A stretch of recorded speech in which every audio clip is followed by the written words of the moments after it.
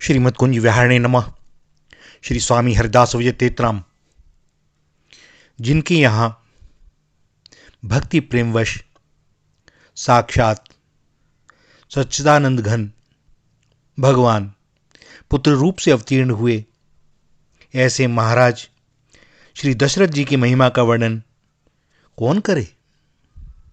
महाराज दशरथ जी मनु के अवतार थे, जो भगवान को पुत्र रूप से प्राप्त कर अपरिमित आनंद का अनुभव करने के लिए ही इस धराधाम में पधारे थे, और जिन्होंने अपने जीवन का परित्याग और मोक्ष तक का संन्यास करके श्री राम प्रेम का आदर्श समाज में स्थापित कर दिया।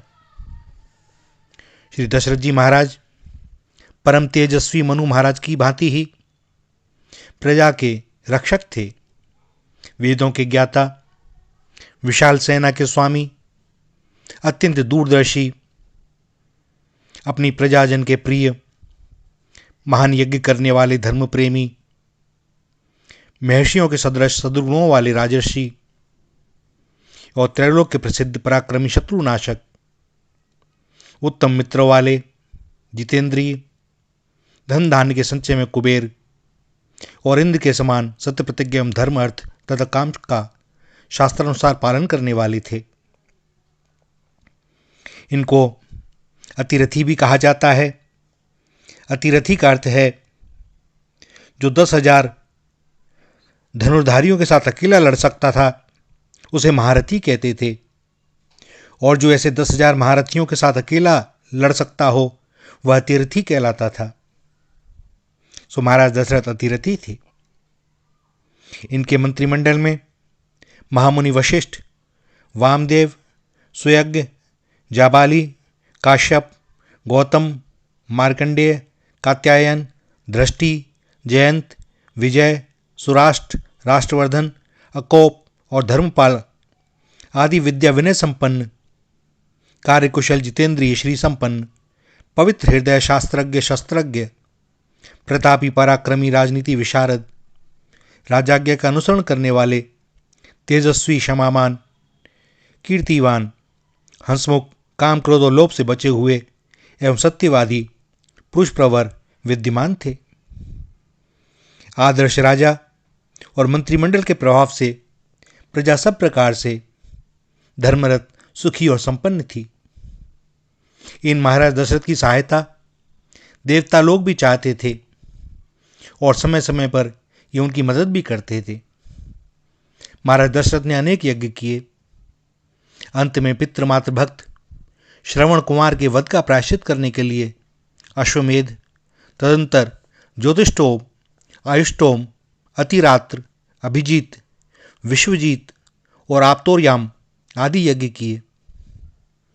इन यज्ञों में महाराज दशरथ ने अन्यान्य वस्तुओं के अलावा 10 लाख दूध देने वाली गायें, 10 करोड़ सोने की मोहरें और 40 करोड़ चांदी के रुपये भी दान दिए। इसके बाद पुत्र प्राप्ति के लिए ऋष्य शृंग को ऋत्विज बनाकर राजा ने पुत्रेष्टि यज्ञ किया, जिसमें समस्त देवगण अपना अपना भाग लेने के लिए सशरीर पधारे। देवता और मुनि ऋषियों की प्रार्थना पर साक्षात भगवान ने दशरथ के यहाँ पुत्र रूप से अवतार लेना स्वीकार किया, और यज्ञ पुरुष ने स्वयं प्रकट होकर खीर से भरा स्वर्ण पात्र देते हुए दशरथ जी से कहा, राजन, यह खीर अत्यंत श्रेष्ठ, आरोग्यवर्धक और प्रजा की उत्पत्ति करने वाली है। इसको अपनी कौशल्या आदि 3 रानियों को खिला दो।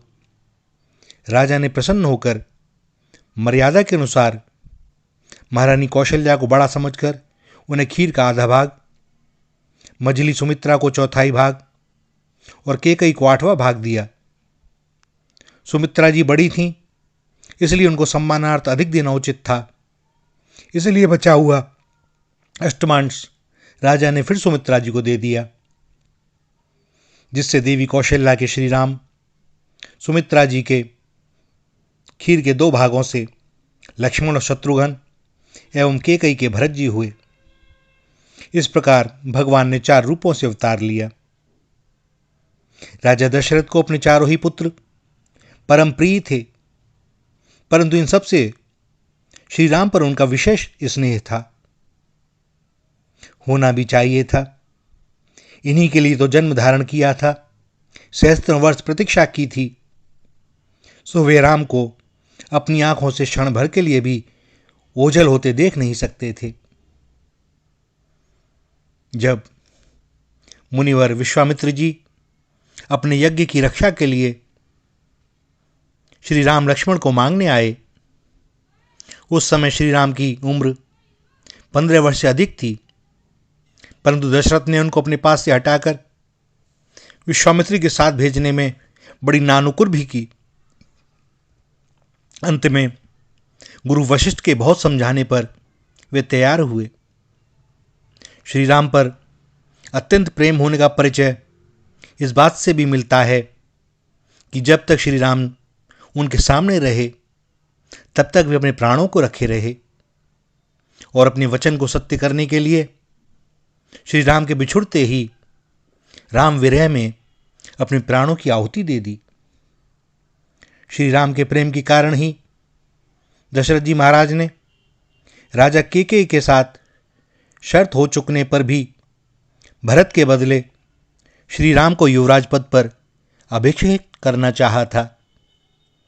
अवश्य ही ज्येष्ठ पुत्र के अभिषेक की कुल परंपरा एवं भरत के त्याग, धर्मपरायणता, शील और राम प्रेम आदि सद्गुण भी राजा के इस मनोरथ में कारण और सहायक हुए थे।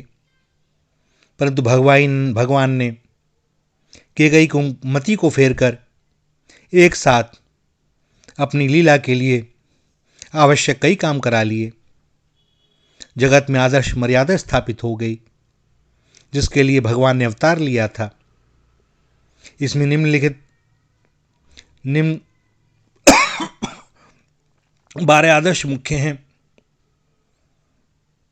दशरथ की सत्य रक्षा और श्री राम प्रेम, श्री राम के वन गमन से राक्षस वधादि रूप कार्यों के द्वारा दुष्ट दलन, श्री भरत जी का त्याग और आदर्श भातृ प्रेम, श्री लक्ष्मण जी का ब्रह्मचर्य, सेवा भाव, रामपरायणता और त्याग, श्री सीता जी का आदर्श पवित्र पातिव्रत धर्म, श्री कौशल्या जी का पुत्र प्रेम, पुत्र वधू प्रेम, पातिव्रत्य धर्म प्रेम और राजनीति कुशलता, श्री सुमित्रा जी का राम प्रेम, त्याग और राजनीति कुशलता, केकई का बदनाम और तिरस्कर होकर भी भगवान के प्रिय रामकाज को संपन्न करना, श्री हनुमान जी की निष्काम प्रेमा भक्ति, श्री विभीषण जी की शरणागति और अभय प्राप्ति, सुग्रीव के साथ श्री राम जी की आदर्श मित्रता और रावण आदि अत्याचारियों का अंत में विनाश और उद्धार।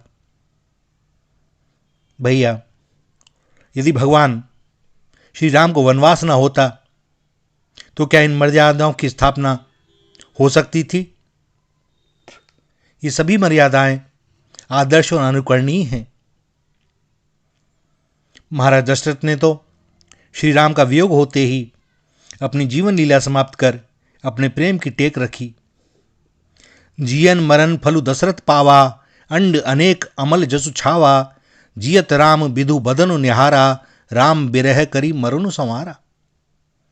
महाराज दशरथ जी की मृत्यु सुधर गई। भगवान राम के विरह में प्राण देकर उन्होंने एक आदर्श स्थापित कर दिया। ऐसे महाराज दशरथ के समान भाग्यवान और कौन होगा, जिन्होंने भगवान श्री राम के दर्शन लालसा में अनन्य भाव से राम पारायण होकर राम के लिए और राम राम ही पुकारते हुए अपने प्राणों का त्याग किया। श्री रामायण में लंका विजय के बाद पुनः दशरथ जी के दर्शन होते हैं।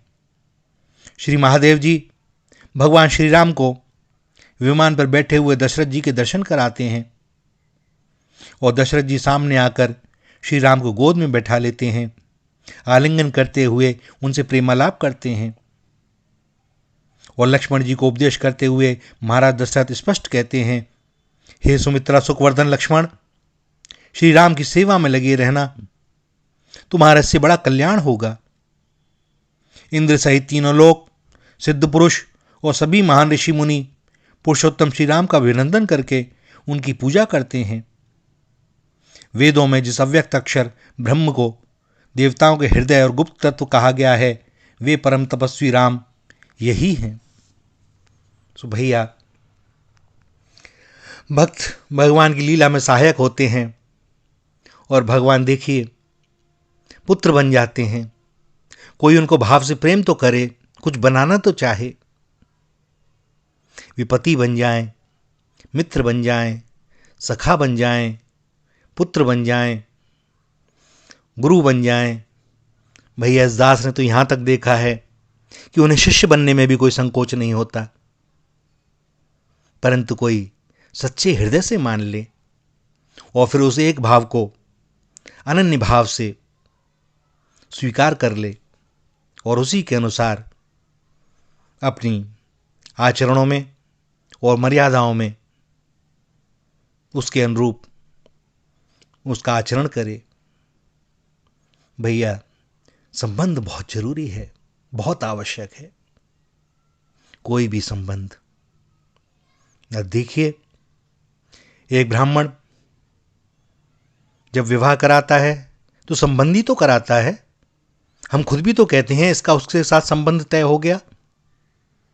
जब लौकिक संबंध की इतनी मान्यता है कि हम सनातनी पूरा जीवन एक दूसरे के लिए समर्पित कर देते हैं, तो भैया यहां तो भगवान की बात, और हम स्वयं भगवान के अंश हैं। संबंध पहले से ही स्थापित है, हमें उसका विस्मरण हो गया है। अब पुनः स्मरण कर लेंगे और उस संबंध में अनन्यता स्थापित कर लें तो फिर दुर्लभ क्या, उनकी कृपा में कभी कोई कमी रहती ही नहीं। वे सर्वदा हमें अपनाए हुए ही हैं, किंतु उसका अनुभव तभी होगा जब वह संबंध बन जाएगा। उसी नाते से वे तो हमें स्वीकार करे ही हुए हैं। स्वीकार करने की आवश्यकता हमारी ओर से ही है। श्री राधा, श्री राधा, श्री राधा।